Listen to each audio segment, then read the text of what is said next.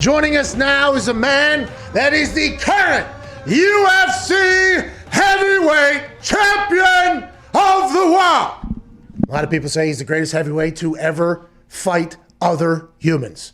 Ladies and gentlemen, Stipe Miocic! Yeah!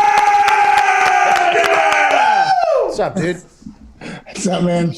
How are you, dude? I'm fantastic. How was your New Year? Hey, not too shabby. How was yours? Happy 2021, pal. You as well. It was good. You know, I think I went to bed by 10:30, so it was a good night. It is hard to make it to the midnight these days. You know, got to take the photos early so everybody thinks you're up. Post them the next day. Oh, New Year's was awesome. It was a blast. It's all about the gram, dude. Hey, Stipe, quick question for you. Whenever I say greatest heavyweight fighter of all time, that has to be a pretty cool little thing to have other people say about you, because I'm not the only one saying it, by the way. I do a little research on the internet. What do people say about Stipe? And that's what that has to feel like a pretty badass thing, that you could walk into any building, okay, and just beat the dog shit out of any human in there. That has to feel pretty cool. I'm more of a lover than a fighter, you know.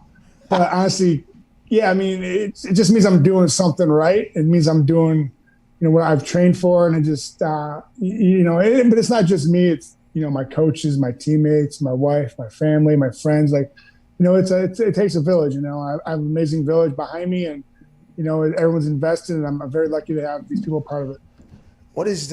How'd you get into that? You, like, when you were a kid, you just beat the hell out of people, and you're like, you know what, I should make this a living. Maybe I should. I wish.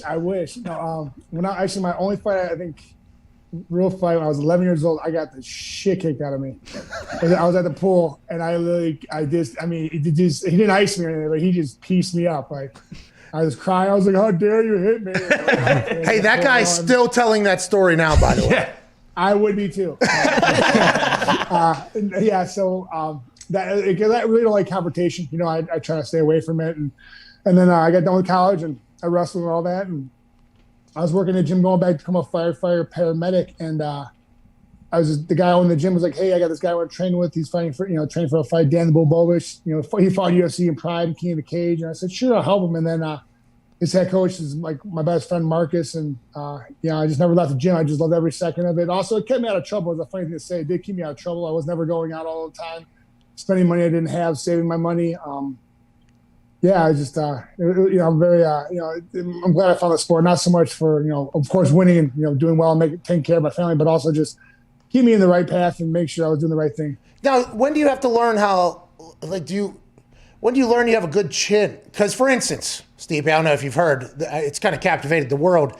I'm the greatest Oculus boxer that they've ever seen, okay, in the Oculus. You know what I mean? Yeah. I'm knocking dudes out in this Oculus every single night, okay? I mean, I love it. Thank you, Steve. But getting punched in the actual face, like, I don't know if that's something I'm going to sign up for. At what point did you realize, like, oh, I can also get punched in the face and still be, because I assume that's a rather big hurdle in the entire fighting world. Yeah, it's a big hurdle. You know, if you don't have a good chin, that you might not go as far as you would like. I remember, I was just wrestling and doing pad work, and my coach was like, "Hey, dude, you're gonna spar today." I'm like, "Yeah, I'm good. I'm just gonna wrestle and do pad work." He's like, "No," he was testing me to see how I'd react, and I said, "No, I'm good." And then one guy, I was like, "I don't even have a mouth guard," and so one of the guys, he's 155 pounder, gave me one of his old mouth guards. It was like a little piece of rubber on my teeth, I have a big mouth, so I was like, "Oh, this looks like it fits." So we had no headgear, we had these crappy gloves on, no shin pads, and so we're going at it. We're doing full MMA, and my hands are down, I mean, way down than they usually are, and I'm throwing punches, I'm hitting them, they hit me, and I got hit with the left hook. I kind of saw it right. I'm like, oh, that was it. Oh, that's not that bad. So I started beating it out more. I was like, this is great. But then they realized I couldn't kick, and so they kicked the living crap on my leg. Like, it was literally black for like 3 weeks. I couldn't shit right for a week. It was so bad. But I loved it. Like, honestly, he just tested me, and I loved every second of it. I loved, I love, like, just it's like a puzzle to me. It's just there's so many different aspects of the sport, and I just going on YouTube, watching other guys fight, trying to transition what they do to my capabilities, because, like, it's just like kicking a field goal. Like, you can show me how to kick your field goal, but I might do it a different way. You might do a soccer style, I might do a toe. I don't know. It just hey, as long as the ball goes through, who cares? That's all that matters, right? Exactly. So, I mean, yeah. So that's what I loved about it, and I love the whole. It's just a puzzle, because, like, I love making guys do what they think they're going to do, but I'm actually making them do what they want, and they feel comfortable, and then that's when I catch them. Okay, so every single fight you have a complete different strategy, obviously. And then is your entire fight camp based around that strategy? At what point is that at the beginning or is it always evolving? Like, for instance, your Cormier fight, obviously DC, hell of a champion, everything, a great fighter. I would assume you train for him much differently than your next fight against Johnny Bones Jones. Yeah, I mean, it doesn't matter who I'm fighting. I fight a guy, Struve, who's 7 foot, to Cormier, who's, like 6 foot, whatever, 6'1", I don't know how tall he is, or not even. So yeah, everything changes. It's always, it's not like boxing, like, I think with boxing, every guy is different, but also, guy has a tendency, and I think, but with MMA, there's so many different aspects. You got wrestling, you got takedowns, you got Muay Thai, you got, the guy's good jiu-jitsu, you got to be careful with this, but the guy's got a good right hand, and you got to stay away from that. So it's just always something. It's always changing. For me, I just kind of throw punches and hope for the best and hope one lands. I snuck that in there in the question to see if you would address it, because there's a lot of conversation about who you're fighting next. I mean, that it is, whenever you're the champion, obviously, everybody wants to get top of the mountain, but the big dog's already up there, you know what I mean? So yes, the Bones question is one that's kind of getting riled up. I believe Ariel is, Hiowani is pushing that one, and he's saying that, and then everybody else is saying, you got Ngannou too as well. Do you have any say in that, and when will they have to give you a heads up, right? At some point, they'd have to give you a heads up. Yeah, I mean, I'm definitely going to be fighting at the beginning of this year. Let's throw it out there. I'm not going to tell you who, but I mean. Though. Maybe I do. I don't know. Are you pumped about it? Oh, yeah, I'm always excited. Yeah, I love it. I love what I do. The minute I'm not having fun, I'm out. That's the reason I love training. And, it's individual, but I love going to the gym. It doesn't matter what happens outside the gym. When I go to the gym, it's like, peace. And then I come out and I feel 100 times better. I feel like, even though I got to punch someone in the face or they punched me, no matter how good or bad of a day it is, I walk out, I'm like, I had a therapist to myself. I punched someone in the face or they punched me, I'm like, oh, this is amazing. Like, I feel so much better about myself, When's the fight? March? It could be March or April or something like that. June, July. I don't know. April. So it's in April. So we got Stipe's fighting in April. All right. We don't know who it's against, and I'm not going to get him any more shit because I would like you to continue to come on this show because whenever I met you in Columbus and then whenever we did the crowd surf, I remember telling the boys, I'm like, hey, this Stipe guy's super cool. And then one of our friends who's a UFC guy was like, oh, yeah, it's like the baddest dude on the planet, too. I was like, oh, whoa, Jesus. I'm happy I didn't piss the guy off. Stipe, how'd you become an Ohio guy? Were you born and raised in Ohio? Born and raised in Cleveland. Yep. That team stinks, Stipe. Hey, all these years, 18, not now. Well, you just said it, this team stinks. I'm just saying. For a long time, though, the dog pound has been so loyal. The fan base for the Browns, I talked about this. We played over there late in the season. Browns were already out. Cold as hell. Windy as hell. The place was packed. It was unbelievable. And the dog pound is just this rabid, loyal fan base. For so long, it has sucked. And then this year, we make the playoffs, and now everybody's got COVID. I mean, why is this? What's the deal with the dog pound, Rick? I don't know, dude. It seems like the cards are always stacked against us. I feel like there's always something. Listen, we won 11 games this year, man. No one thought that at all. I was happy it would have been 8-8. Listen, let's get to 500 and baby steps. Let's work our way up, But I'm okay with 11. I'm down for 11-5, and I mean, it's just great to see. But of course, it's 2020. I mean, but now that I'm having fans, which is great, it's great to see. I went to 2 games this year. So it was nice to see. And what was it? 12,000 people? 12,000 people there. It was initially 6. I think it went up to about. I think it's 10 or 12 now. Maybe a little more now. It was loud, though. I remember because that was a Ravens game, right? Ravens that was the game I went to. Yeah, I think it was definitely like 20,000 people. I'm not gonna lie. Me and my best friend were talking about it. I'm like, dude, there's way more than it should be in here. He's like, and someone actually said I think they pushed it up a little bit. So, have you fought in a crowdless environment? The Cormier fight, I guess, right? Yeah, that was awkward. Yeah, it was awkward. Is it weird? Is it weird for you guys? Because a lot of players who are veteran players are talking about how, the juice from the crowd does help. And then the younger players, I think they're still they're kind of wrapped up in it maybe, you know what I mean? They still got, but the older players, you talk to them, it's like the fans, I feel like have been a lot more of a juice effect for a lot of the older guys. Was it like that for you in the fight? Not so much that. It's just like when I walked out, I'm like, usually I get that one guy like, hey, you fucking suck. you know what I mean? Like, you're going to get knocked out or something. Sorry if I keep swearing. But, no, you're good. It's actually a lot better. But it's just weird because, you usually get that one guy, or, you're going to knocked out or whatever. And then just walk out. I'm like, okay, cool. Here we are. Sweet. I get greased up. And then the fight happens. I win the fight. And usually I'm like, the only time I really feed off the crowd is after the fight, because they're cheering. And so I'm pumped because I won. And there was no fans, so I'm like, yay. My coach looked at me, he's like, are you happy? And I'm like, I'm tired, dude. Like, I have no energy right now. He's like, I get it. You know what I mean? So, I was happy. I was joyful. But usually, it's like you said, the energy is usually for me after the fight because that's what gets me going. I'm like, yeah. The fans are cheering. It's all like electricity going on. But it was just weird because there was nothing there. I mean, Did you box? Were you ever just a boxer, or was it wrestling and then you got into fighting completely? Well, I started wrestling, did MMA. I did 5 amateur fights, and then I took a year and a half off and just did amateur boxing. Went to Golden Globe Nationals and all that good stuff. And then I just missed everything. I loved everything about it. I just loved the puzzle. How do you feel about Jake Paul was fighting Ben Askren? Boxing seems to be getting quite. All right, I'll get to that in a second, but it seems like boxing is getting quite a surge because of the Paul brothers being interested in it almost. Do you see it that way? Yeah, I mean, they say social media is a motherfucker. But yeah, no, I mean, they're doing it right, but it's helping boxing, but also I think it's helping everything because they're calling UFC fighters out too. All the guys are in Bellator guys, and I think don't bite off more than you can chew. I mean, he might be a tough guy, but I don't care if the guy might not be, but the guy's been Askren's been in some scraps. That dude's been.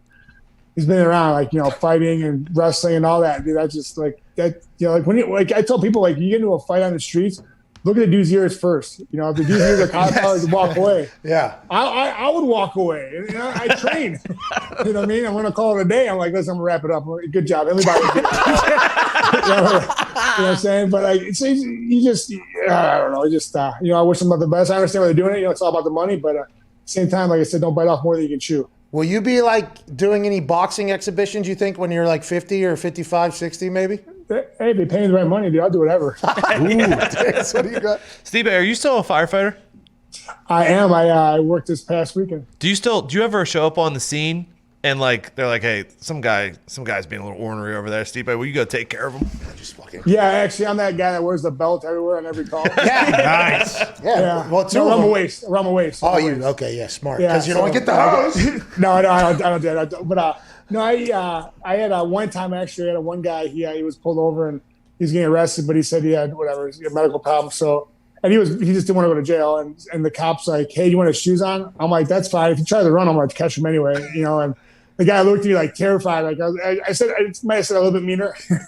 And the cop just started laughing and walked away, because the guy's like, yeah, I'm gonna chill out here. And I actually had another kid too. He's like, I'm a fighter. I'm like, cool, dude, good for you. And he's like, can I have withdrawals? I just, I want to go crazy. I'm like, I wouldn't do that. It's cool, man. I'll just relax. And then he's like, no, I'm going to go crazy. And my partner was like, hey, do you watch UFC? He's like, oh, I'm trying to get UFC. He's like, oh, that's funny you say that because that guy fights in the heavyweight division in the UFC. And then he was my best friend. It was great. I better calm down. I have trained a little bit, and I do wear Affliction jeans, but I am not sure I can take on the guy. What do you got, Ty? Stipe, you've obviously been around and been a lot of big time scraps. Are there any guys that still surprise you with their punching power? If they catch you, you're like, oh shit, I wasn't really expecting that. I think every heavyweight. It sucks because they're all big guys, So you got 4-ounce gloves, these little tiny gloves, and it just takes one. I don't care who you are, just one little shot. When you're not DC, he hits hard. I give him credit. I know Francis fights, hits harder. I fought guys that are harder in DC, but DC called me right in a button, and he put me out, and I slammed my head against the canvas a couple times to make sure I was out. Hey, you guys are like animals in there, because I assume this is how you're taught, like until the ref calls you off or whatever. But somebody will be visually dead, okay? Optically dead, punched in the mouth, whole body locks up. Everybody watching at home goes, oh, that motherfucker's dead. And then they fall. And then you guys, while they're falling, you're trying to get in like 3, 4 more while they're going down. Why is that? Is that because you want to make sure it's a certainty, or is it because there's like a switch that is kind of flipped in there? A little bit of both. You want to make sure it's over because you work so hard. You want to make sure the guy doesn't get back up. You're like, how do these guys get back up? And also, instinctual. I think it's just a habit. I think it's just you've trained to like finish a guy. If you can get the finish. So, and there's a ref there to protect him, so it's not your fault. I'm gonna let you know, in my Oculus boxing, you know what I mean? I'm 13 bodies, by the way. Painting canvases in the Oculus boxing. There's a couple times where I've been so tired, and I look up at the clock and there's like 2 minutes left. I'm like, well, I'm gonna try to finish this guy, or I'm gonna get knocked out right now. And I feel so good about it. Is there ever those moments in your real, like, actual things where your body is so tired, you're like, fuck it, I'm gonna go for this right now? Oh yeah, I mean, I think every fight. I think a lot of guys, like, how to explain? I think mentality-wise, you just kind of got to push through it and you figure a way. And sometimes you don't get the finish. You just got to keep grinding, man. It's all about the grind and just making sure you get the win no matter what. But I don't like to stop. I like to keep going. I try to throw as many punches as I can. I'm trying to move and like for heavyweight, I think I move more than most heavyweights, and I throw a lot more punches than a lot of those heavyweights, and I think that what puts me apart. Stipe, your nickname is the Silencer. Now that it's established as you're the greatest, has there been any thought to change it to Stipe the Greatest Miocic? Not a bad idea. I tried that in my household. My wife told me to shut the fuck up. Yeah, but outside the house. No, I just, listen, my name's hard enough to say anyway, so I'm just going to keep it Stipe Miocic. Yeah, I thought it was Miocic before this morning. It's Miocic. Oh, sorry. Listen, I get called worse, so don't even worry about it. What is the origin of Miocic? Croatian. Croatia. Yeah, I'm Croatian, yeah. You ever been there? Yeah. Oh, yeah, a couple times. Love it. Beautiful. Unfortunately, I had an earthquake here about a week and a half ago, right before the New Year, but, I mean, they're doing better now. Where is it? That's over there in... By Italy, right across the Adriatic Sea. Yeah, it's right on the coast. You're near Italy, Donner? Hey, those Italians are always cooking shit up over there. You know what I mean? So Croatians, dude. Hey, Stipe, we appreciate you so much, man. Good luck in your fight in April against... Oh, I don't know. Is it April? Yeah, you told us earlier. I said March, April, June, July. Yeah, it was kind of like a slow and then sell. I'm a pretty good card player. I can't fight, but who are you fighting? Yeah, I'm terrible. I'm terrible at that stuff. All right, well, good luck in your fight in April. Okay, yeah, I appreciate it if I'm fighting in April, but if you are, I'm going to start playing cards with you then. No, so it's July, maybe June. Ooh, when is it, Stipe? Are you in fight camp yet, or are you always ready? Listen, I'm always ready, man.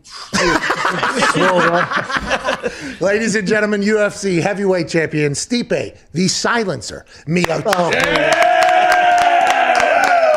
thank you, sir.